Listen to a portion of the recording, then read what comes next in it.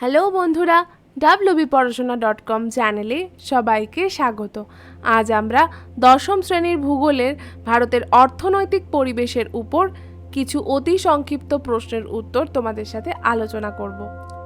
wbporashona.com বাংলার প্রথম digital প্রশ্ন উত্তর সহায়িকা। পাঠ্য বিষয়ের প্রশ্নগুলির উত্তর আলোচনা বিনামূল্যে পড়তে এখনই ভিজিট করো আমাদের ওয়েবসাইট wbporashona.com এ। লিংক ডেসক্রিপশন বক্সে দেওয়া আছে। যারা আমাদের ইউটিউব চ্যানেলটাকে এখনো সাবস্ক্রাইব করোনি তাদেরকে বলছি প্লিজ সাবস্ক্রাইব আওয়ার চ্যানেল। শুরু করছি আজকের প্রশ্ন। প্রথম প্রশ্ন, মিলেট কি? উত্তর, জোয়ার, বাজরা ও রাগি এই তিনটি অপ্রধান দানাশস্যকে একত্রে বলা হয় মিলেট। দ্বিতীয়, ভারতের একটি ধান গবেষণা কেন্দ্রের নাম লেখো।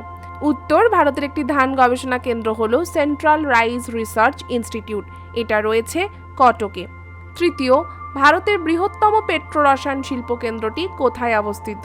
আমাদের দেশের বৃহত্তম পেট্রোরসায়ন শিল্প কেন্দ্র রয়েছে গুজরাটের জামনগরে। চতুর্থ, SEZ শব্দটির পুরো কথা কি? উত্তর, SEZ এই শব্দটির পুরো কথা হলো স্পেশাল ইকোনমিক জোন। পঞ্চম প্রশ্ন, পশ্চিমবঙ্গের একটি জাহাজ নির্মাণ কেন্দ্রের নাম লেখো। পশ্চিমবঙ্গের একটি জাহাজ নির্মাণ কেন্দ্রের নাম কলকাতার Garden Reach Shipbuilders and Engineers Limited. ষষ্ঠ প্রশ্ন, জাইদ ফসল কাকে বলে? উত্তর, যেসব ফসল গ্রীষ্মের শুরুতে মার্চ এপ্রিলে চাষ করা হয় এবং বর্ষাকালের শুরুতে অর্থাৎ আষাঢ় বা জুন মাসে সংগ্রহ করা হয় সেই সব ফসলকে আমরা বলি জাইদ ফসল। আলোচনার মাঝখানে একটা বিশেষ বিষয় তোমাদের সাথে শেয়ার করব। এবছর মাধ্যমিক, তাই প্রস্তুতি হওয়া উচিত একদম সেরা। প্রত্যেকটা অধ্যায় তোমাদের খুঁটিয়ে খুঁটিয়ে পড়তে হবে এবং তার সাথে প্রস্তুত হতে হবে সমান তালে।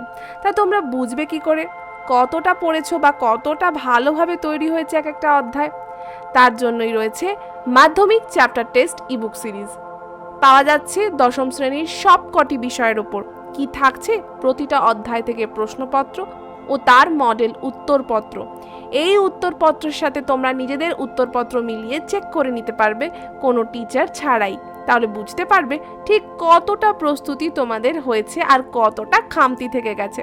তাই এখনই কিনতে আমাদের ডেসক্রিপশন বক্সে দেওয়া লিঙ্কে ক্লিক করো আর সরাসরি চলে যাও আমাদের পেমেন্ট পেজে।